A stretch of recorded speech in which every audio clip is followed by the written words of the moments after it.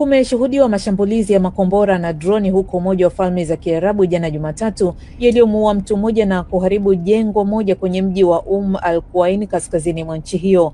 Usambazaji wa gesi katika kinu cha Shah umesitishwa kutokana na mashambulizi ya droni na sasa mamlaka zinatathmini athari, hii ikiwa ni kulingana na vyombo vya habari vya Abu Dhabi. Mapema leo mamlaka za UAE zilitangaza kufunga kwa muda anga lake kufuatia wasiwasi wa usalama kwenye kanda hiyo baada ya Wizara ya Ulinzi kusema ilikuwa ikikabiliana na vitisho vya makombora na droni kutokea Iran. Hata hivyo, baadaye safari za ndege zilirejea kama kawaida baada ya tahadhari kuondolewa, hii ikiwa ni kulingana na shirika la habari la WAM lililonukuu mamlaka ya anga ya nchi hiyo. Kwa upande mwingine, Iraq imelaani vikali mashambulizi ya kigaidi yaliyolenga hoteli ya kitalii mjini Baghdad na ubalozi wa Marekani pamoja na kisima kikubwa cha mafuta kilichopo kusini mwa taifa hilo Jumatatu jioni, na kuyataja mashambulizi hayo kama kitisho cha usalama na utulivu wa Iraq. Ni mashambulizi yaliyofanywa siku moja baada ya kundi la Kataib Hezbollah linaloungwa mkono na Iran kutangaza kwamba kiongozi wake mwandamizi Abu al-Askari ameuawa.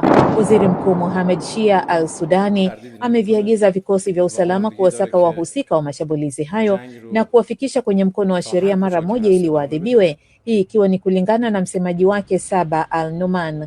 Iran kwa upande wake imeonya kulipiza kisasi ikiwa Marekani itafanya mashambulizi zaidi kwenye visima vya mafuta vilivyoko katika kisiwa cha Khag, amesema msemaji wa vikosi vya jeshi nchini humo Abolfazi Shekhachi. Shirika la habari la Tasmin limeripoti jana kwamba msemaji huyo alisema Iran itashambulia visima vyote vya mafuta na gesi vya taifa lolote litakalojihusisha na mashambulizi kama hayo.